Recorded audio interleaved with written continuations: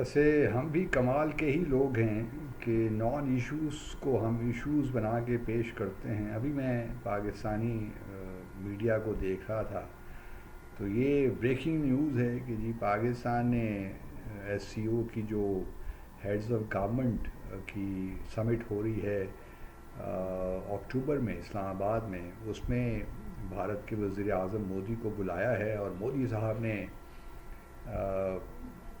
ابھی تک جواب نہیں دیا، اور نہ ہاں کہاں، نہ اقرار کیا نہ انکار کیا، یوں کہہ لیجیے. تو یہ ایک بہت بڑا ایشو پاکستان میں بن گیا. اب ان کو کون سمجھائے ان لوگوں کو کہ اس طرح ہی چلتے ہیں معاملات.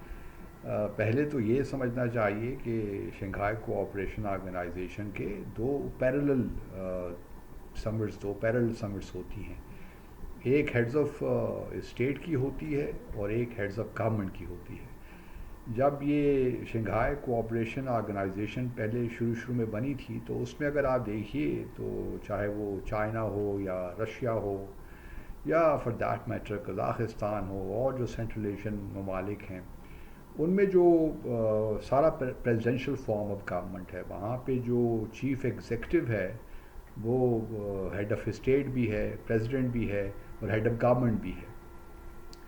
پاکستان اور بھارت کا ذرا معاملہ ڈفرینٹ ہے. ہمارے ہاں پارلیمنٹری فارم آف گورنمنٹ ہے. یہاں پہ جو چیف ایگزیکٹو ہے وہ پریزیڈنٹ نہیں ہے. پریزیڈنٹ تو ایک فگر ہیڈ ہے، ٹیٹولر، یا ان کے پاس کوئی پاور نہیں ہے. گورنمنٹ کے جو ہیڈ ہیں وہ ہیڈ آف گورنمنٹ ہیں، یعنی پرائم منسٹر ہیں.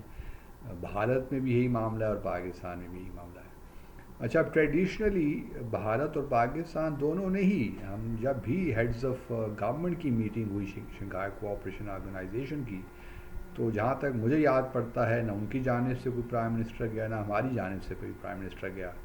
پاکستان اور بھارت کو میں بتاتا چلوں کہ 2017 سے ہم باقاعدہ طور پہ اس آرگنائزیشن کے ممبر بنے ہیں. اس سے پہلے اگر جب ہم آبزرورز تھے تو ہمارے جو ہیڈز آف گورنمنٹ نہیں جاتے تھے، پرائم منسٹر نہیں جاتے تھے جب شنگھائی کوآپریشن آرگنائزیشن کی ہیڈز آف گورنمنٹ کی میٹنگ ہوتی تھی.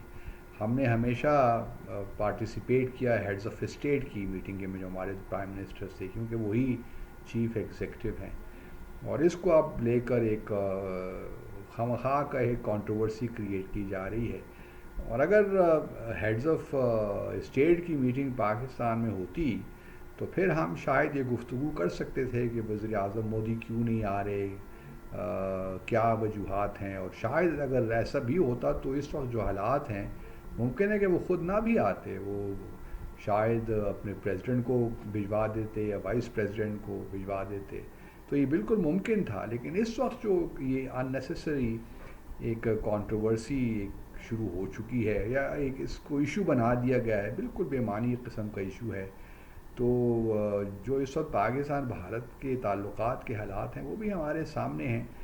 تو ان چیزوں کو جس طرح بڑھا چڑھا کے پیش کیا جاتا ہے، میرے تو سمجھ میں نہیں آتی کہ جو میڈیا کی ایک بریکنگ نیوز کی جو ایک دوڑ ہے، اور پھر جو سوشل میڈیا میں جس قسم کی سنسنی خیز ہیڈ لائنز لگائی جاتی ہیں، تو یہ اب یہ بھی کہا جاتا ہے کہ جی پرائم منسٹر نے کیوں بلایا پاکستان کے، جس سے یہ تاثر ملتا ہے کہ جی ہم شاید پیچھے جا رہے ہیں بھارت. کیونکہ بھی کل وہ بھارت کے وزیر اعظم یوکرین سے آتے ہوئے انہوں نے اوور فلائی کیا، پاکستان کی اسپیس میں داخل ہوئے، تو بڑا جی ہو گیا کہ یہ تو بہت بڑا کمال کیا پرائم منسٹر مودی نے. یہ ایسا ہوتا رہا ہے پہلے بھی، کیونکہ فلائٹس کا سب سے بہتر روٹ یہی بنتا ہے اس علاقے میں جانے کے لیے. اس سے پہلے بھی پرائم منسٹر مودی پاکستان کی ایئر اسپیس میں آتے جاتے رہے ہیں، تو کوئی بڑی بات نہیں ہے، کوئی انہونی بات نہیں ہے. تو اب یہ کہا جا رہا ہے کہ جی چونکہ پاکستان نے بلایا ہے تو پرائم منسٹر مودی کو تو آنا چاہیے. شاید کوئی تبدیلیاں آ رہی ہیں، تعلقات میں کوئی گرم جوشی پیدا ہو رہی ہے اور اب حالات بدلنے جا رہے ہیں. اور پاکستان جو ہے اس نے، پاکستان کیا کرتا، پاکستان نے تو انویٹیشن دینی ہی تھی کیونکہ وہ ہیڈ آف گورنمنٹ ہیں پرائم منسٹر مودی. اور اس طرح پاکستان کو بھی ملتی رہی ہے. جب بھی ہیڈز آف گورنمنٹ کی میٹنگ ہوئی ہے، پاکستان کے پرائم منسٹر کو ہی بلایا گیا ہے ہمیشہ. لیکن پاکستان کے پرائم منسٹر نہیں گئے، ان کی جگہ فارن منسٹر چلے گئے. تو یہ ایک عام سی بات ہے، تو تھوڑی بہت بات کو سمجھنا چاہیے اور اس کو اس کے اسی کانٹیکس میں لینا چاہیے، نہ کہ یہ کہ ایک ایسی بات کی جانی چاہیے جس کا کوئی بیک گراؤنڈ بھی نہیں ہے اور لوگوں کو پتہ بھی نہیں ہے کہ ایکچولی شنگھائی کوآپریشن آرگنائزیشن کس طرح فنکشن کرتی ہے، اس کے کیا میکنزمز ہیں، کیا اس کے کن کن لیولز پہ ان کی میٹنگز ہوتی ہیں. تو یہ تمام وہ باتیں ہیں جو ہمارے بدقسمتی یہ ہے کہ ہمارے اپنے لوگ بھی ریسرچ نہیں کرتے. اسے خبر ملتی ہے، پھر اس پہ بلڈ کرنا شروع کر دیتے ہیں، اور وہ خبر جیسی تیسی بھی ہے، کیونکہ خبر بنانی ہوتی ہے. تو اس وجہ سے تھوڑا سا ہمارے ہاں وہ جو ہے کہ تھوڑی محنت کر کے ریسرچ کر کے کوئی بات کی جائے. تو اس کو کچھ لوگ تو جی بڑی ناکامی، یا یوں کہیے کہ پاکستان دیکھ رہے ہیں، پاکستان بھارت کے تعلقات پہ بڑے تجزیے ہو رہے ہیں کہ جی پاکستان نے کیوں انوائٹ کیا اور بھارت کے وزیر اعظم کیوں نہیں آ رہے، and so on and so forth. اور مجھے لٹرلی ہنسی آتی ہے کہ کس طرح ہیں ہم لوگ ہیں.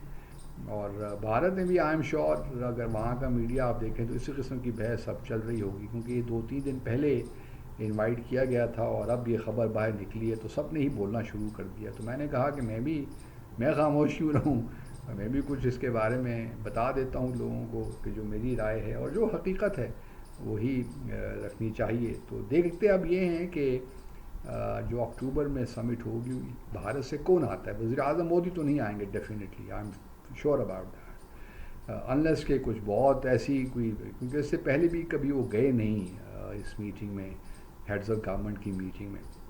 لیکن اگر وہ نہیں آتے تو کون آ سکتا ہے؟ فارن منسٹر ان کے آ سکتے ہیں، یا وہ کسی وائس پریزیڈنٹ کو بھی بھجوا سکتے ہیں، جو کہ مشکل ہے. میرا اپنا خیال ہے کہ وہ فارن منسٹر لیول پہ ہی اٹینڈ کریں گے. اب دیکھنا یہ ہے کہ آیا جب ان ڈاکٹر جے شنکر آتے ہیں تو کیا یہاں پہ سائیڈ لائنز پہ ہمارے دونوں فارن منسٹرز کی میٹنگ ہوتی ہے نہیں ہوتی، ہم میٹنگ کی بات کرتے ہیں یا بھارت کی جانب سے ہمیں کوئی ریکویسٹ آتی ہے، وہ بھی مجھے مشکل لگتا ہے. لیکن آج ہم اگست میں بیٹھے ہیں اور اکتوبر تقریباً آپ کہہ لیجئے 2 ماہ کا عرصہ بھی باقی ہے.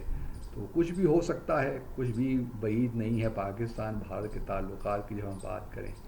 لیکن یہ بات طے ہے کہ پرائم منسٹر مودی نہیں آئیں گے.